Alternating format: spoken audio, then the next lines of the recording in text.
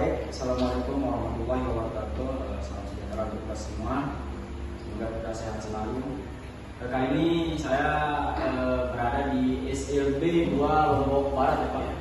SLB 2 Lombok Barat saya telah mengobservasi dan melihat keadaan sekitar sekolah dan melihat berbagai jenis ruangan dan ini baru pertama kali saya Pak untuk melihat hal ini. Baik, sebelumnya Pak, selamat pagi ya Pak. Dengan Bapak siapa? Saya Pandi. Bapak Pandi. Bapak sudah berapa lama ajar di sini? Kalau majelis baru, 2 tahun ya Pak. Gini Pak, kan tadi saya sudah melihat berbagai kelas, saya sudah mengobservasi.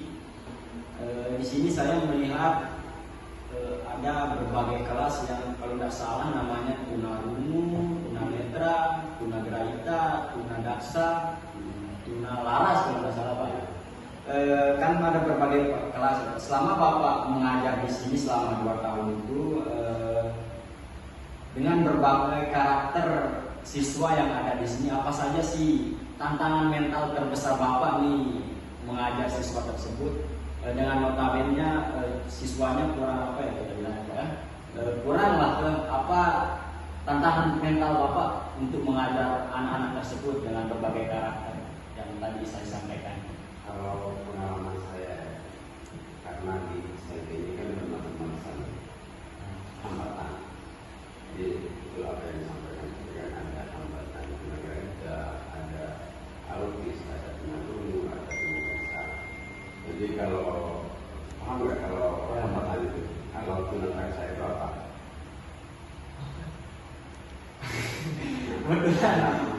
Saya jelaskan. Saya mau ya Pak, sekalian saya mau menanyakan Kalau tunadaksa itu jadi anak-anak yang oh yang kalau tunarungu itu kan anak yang punya hambatan pendengaran, bicara komunikasi. Tunarungu itu kan pendengaran yang isyarat. Nah, kalau artis ini adalah anak yang aktif yang kemudian kalau untuk tunagrahita jadi ini bahwa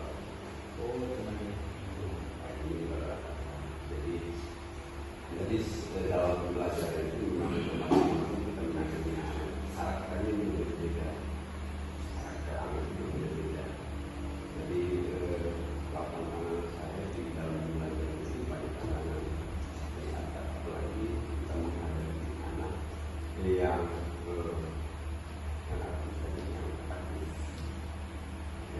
itu kan anak itu ketika dalam pembelajaran olahraga yang dibuat sekolah itu kan di lapangan, di situ kita ada kesulitan kalau anak itu tidak merasa bosan dalam pembelajaran yang aktif.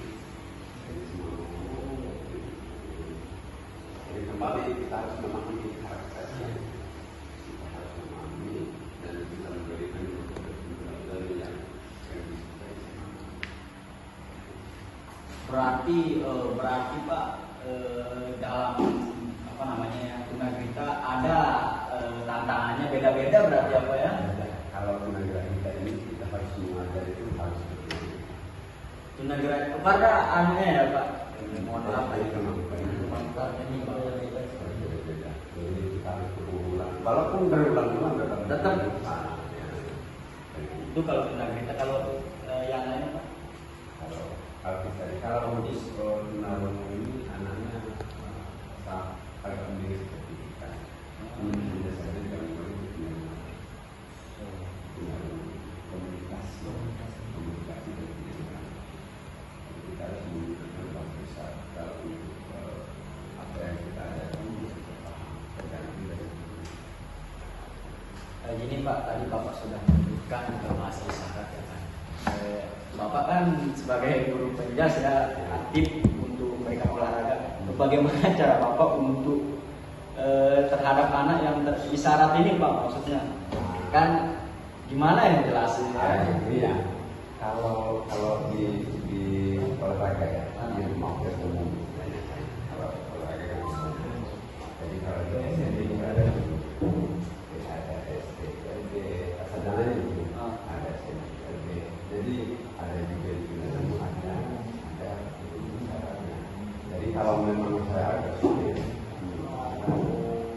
ada guru pendampingnya, ada guru kelasnya itu yang bisa dikomunikasikan. Ya kalau saya komunikasi biasa sama anak lulus posting tunjuk, misalnya dia ambil misalnya bola voli ya, voli ya, gitu. Tapi paham sih kalau misalnya ajarkan pakai halamannya. Berarti harus ada pendamping ya Pak ya. Tapi bisa kalau saya selama ini bisa kita komunikasi tapi pakai ajar ya. Bisa. Biasa. Tapi kalau mau cepat paling ini ambil ini ya, paham ya kan? Paham. Gini Pak, saya masih penasaran nih Pak nih terkait kita kan sebentar lagi ini mau lulus lah ibaratnya Pak kan, dan semua ini menjadi calon guru lah. Ya. Apa sih kalau kita ini ada yang mau menjadi guru di SLB, apakah ada tantangan atau pelatihan khususnya maksudnya Pak? Atau kalau kita udah lulus nih langsung bisa jadi guru SLB, saya mau daftar gitu, atau ada tunjangannya apa gitu maksudnya? Kalau pelatihan sih Ada pelatihan. Pelatihan di sini ya. Tapi sebenarnya yang penting masuk dulu. Yang pasti paham juga itu. Pasti paham alurnya di dalam sekolah ini.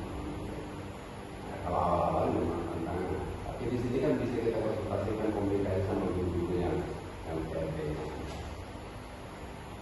itu adaptasi dulu. Kalau sedikit saya cerita ya. Bapak kan, saya kan ngajarnya di umum, sudah lama di umum. Oh Bapak di sekolahnya di mana? Saya di SMK 5 sama di SMK 1 di SMA 11 sama masuk di sini. Tapi selama saya ngajar itu paling saya suka ya, kalau untuk masing-masing tantangan dengan keadaan saya senang di sini. Karena saya apa ya, menganggap bahwa anak ini adalah anak saya. Anak ini yakin bahwa anak ini membawa berkah.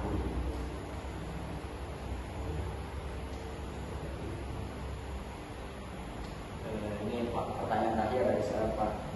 Bapak kan sudah bercerita tadi mengajar di sekolah umum lah Pak ya. Tiba-tiba 2 tahun sebelumnya Bapak di umum dan sekarang mengajar di SLB. Pastinya baru lah tantangannya Pak ya. Bapak capek nggak? Mohon maaf nih Pak, Bapak capek nggak sih ngajar di sini? Atau nih saya ada panggilan khusus nih, ada jiwa, ada anak yang saya mau sembuhkan, Bapak merasa termotivasi untuk itu atau Bapak capek di sini? Kalau masalah capek mirip. Tapi kalau di sini walaupun kita sulit untuk mengajar anak itu, tapi tidak sampai emosional.